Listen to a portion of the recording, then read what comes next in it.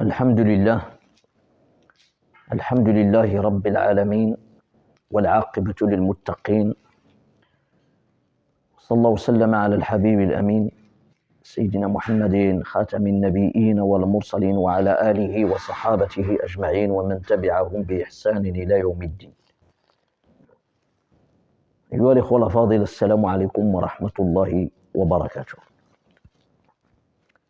هذا هو الدرس 19 من رمضان لعام 1447 هجرية.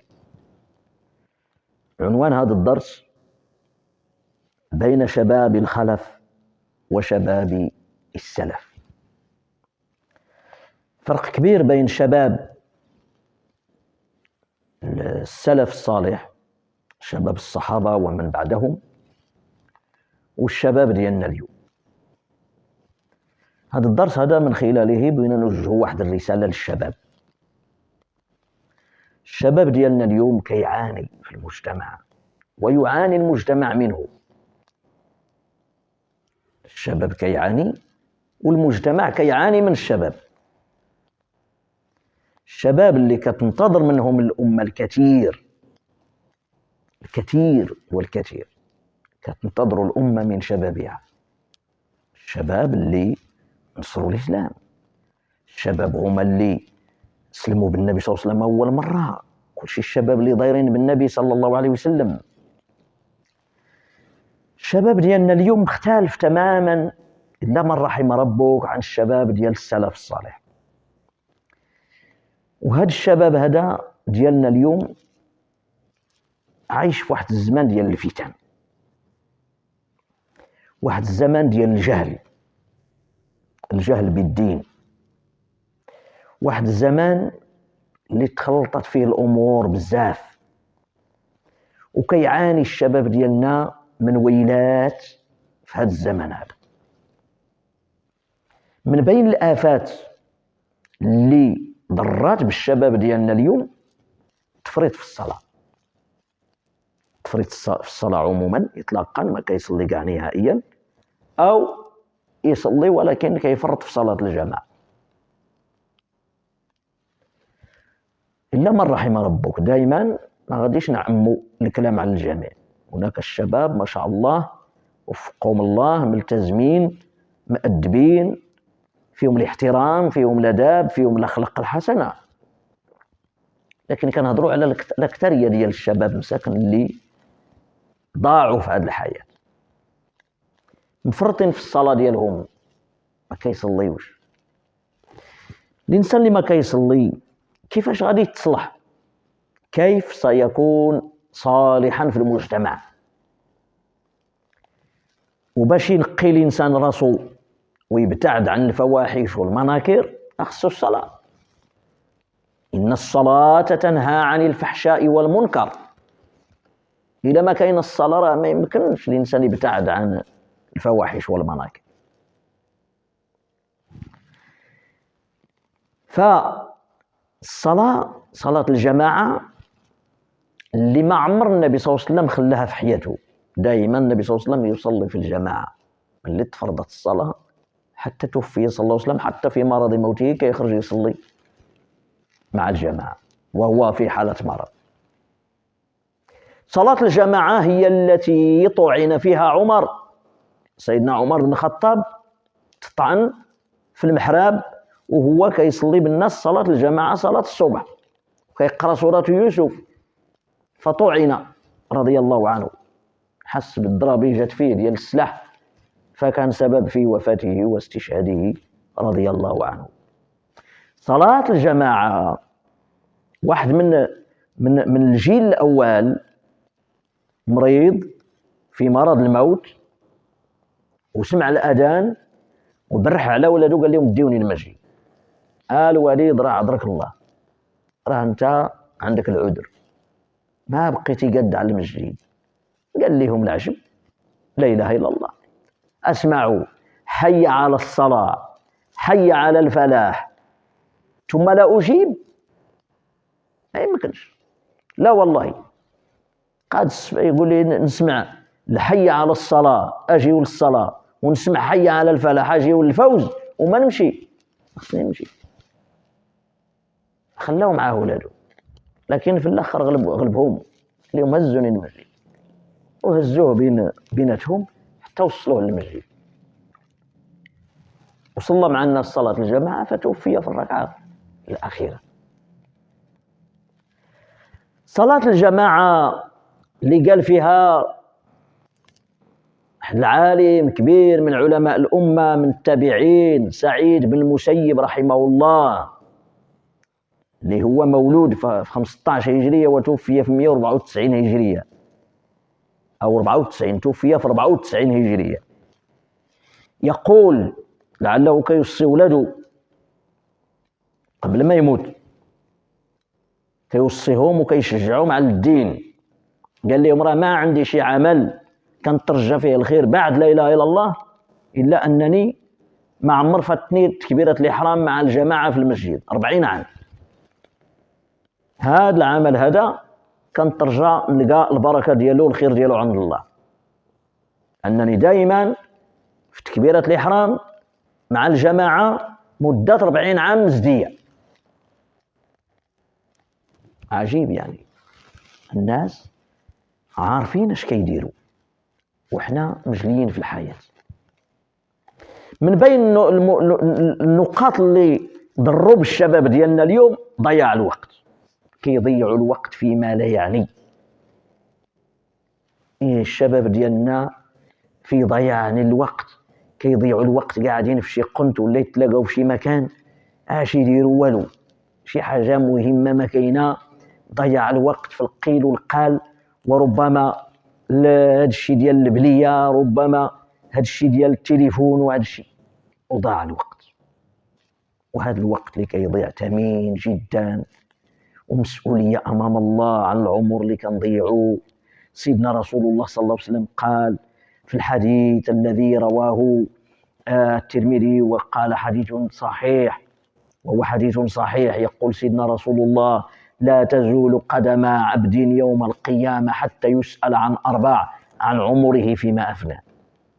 كل واحد فينا ما يمكنش يوم القيامة إلا يتسول على 4 المسائل، هي مسائل كثيرة ماشي غير 4، ولكن هذا الحديث ذكر لنا 4، وأحاديث أخرى مذكورة فيها أشياء أخرى.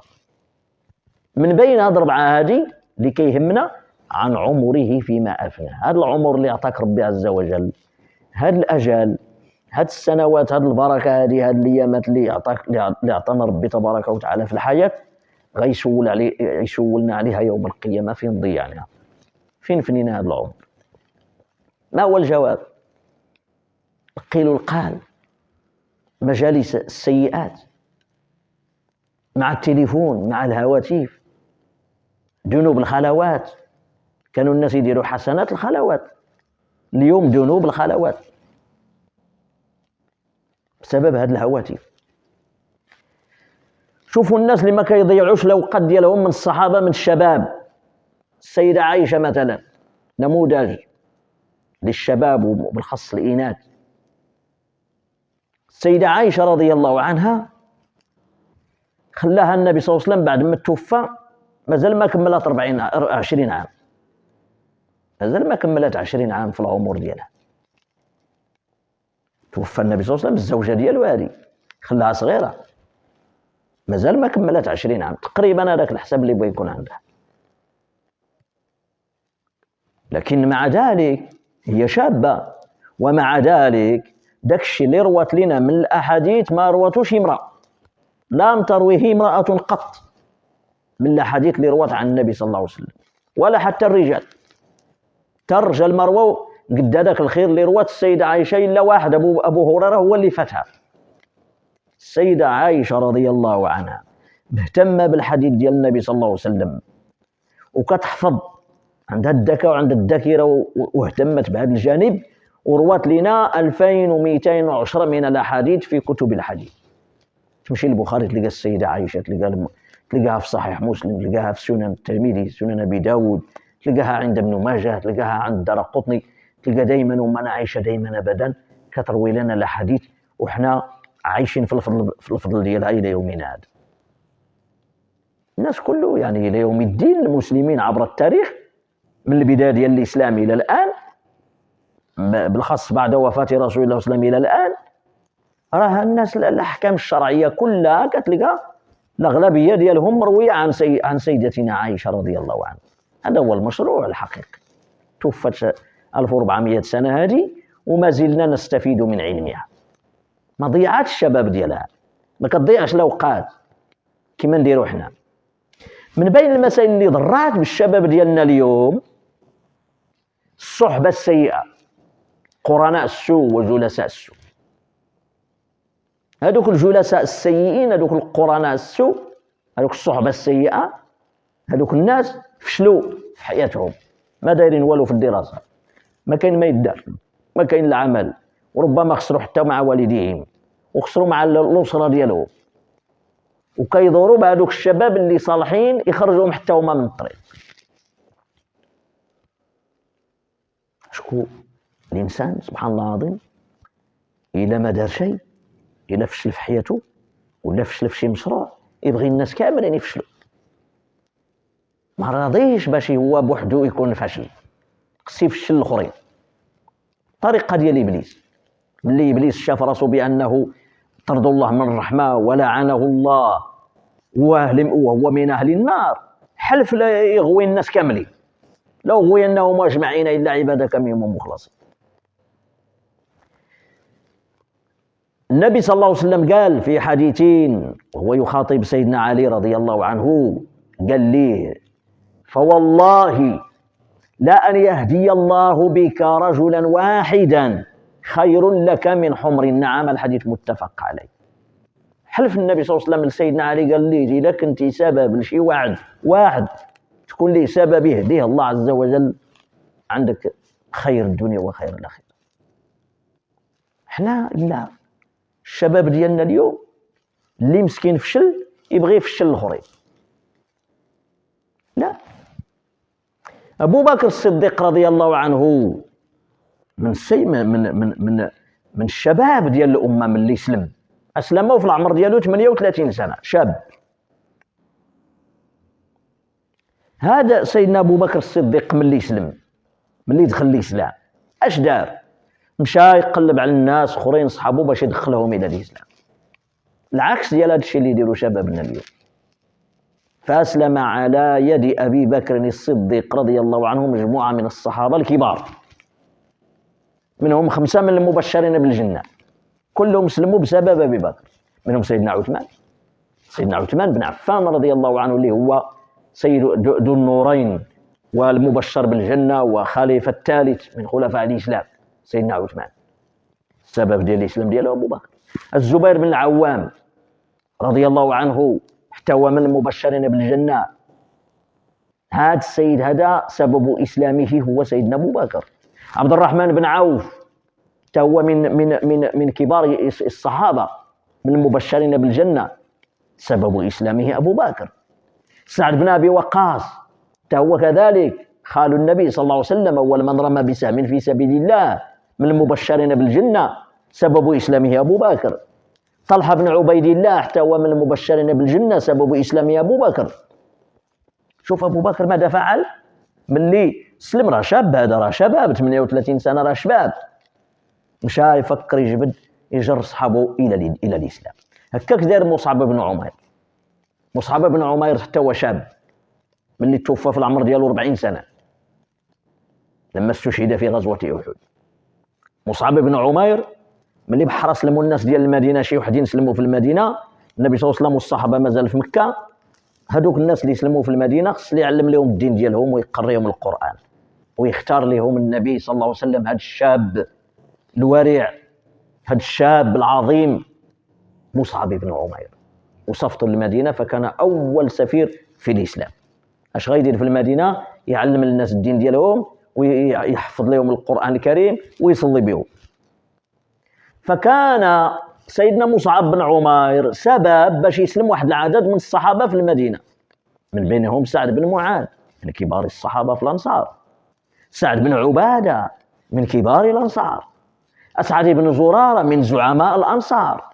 هاد الناس سبب إسلامهم هو مصعب بن عمير وهو شاب. يلا بتكون عنده في هاد الوقيته فاش مشى المدينه تقريبا شي 35 سنه بحال هكا، وهو دار هذه الفائده هذه في حياته. الشباب ديالنا ما شاء الله نطلب الله تعالى التوفيق والهدايه لنا ولهم. من بين المسائل اللي ضرت بالشباب ديالنا ونوصيو الشباب ديالنا هاد الدراجات الناريه. هاد الدراجات الناريه فضحت الوقت. طريقه باش كيتعاملوا الشباب مع المواتر، واحد الطريقه هستيريه، واحد الطريقه انتحاريه. داك اللعب اللي كيديروا في الطريق وديك السرعه وداك التصرف لا يليق بشباب الامه. الانسان يعرف يتحمل المسؤوليه ديالو، يعرف اش كيدير. راه الخطر، راه الموت، راه كيسببوا المشاكل للروس ومساكن. ملي كيسبب المشكل راسو راه عذب راسو، عذب والديه، عذب خوتو، عذب الاصدقاء ديالو. وهذاك السيد الاخر وداك الشخص الاخر ولا ديك الناس الاخرين اللي درتي لهم انت المشكل في الطريق، اش بينك وبينهم؟ كيف ستتعامل مع هذا الوضع امام الله عز وجل؟ هاد المواتر هادو الا مات الانسان بسبب هاد الموتور بهاد الطريقه اللي كيديروا الناس، هاد التعور هذا، وإلا جاب الله الوفاه، ياك ما يسجل عليك الله عز وجل ويحسبها لك الله انتحار. اش غتقول مع مولاك اللي خلقك؟ كيف؟ راه بيموت الانسان. كيف؟ المواتر نعمه من نعم الله، ولكن خصنا نخدموا فيهم العقل ديالنا. هاد الطريقه باش غادي بها الشباب ديالنا اليوم، داك التصرف باش كيتصرفوا مع المواتر، راه لا حول ولا قوه الا بالله. اطلبوا الله تعالى يهدي الشباب ديالنا، الله يوفقكم للخير، الله يحفظكم. اطلبوا الله تعالى يجعلكم شبابا في طاعه الله، الله يكبرنا واياكم في طاعه الله وفي طاعه رسوله صلى الله عليه وسلم. قولوا قولي هذا واستغفر الله لي ولكم ولسائر المسلمين، امين، والحمد لله رب العالمين.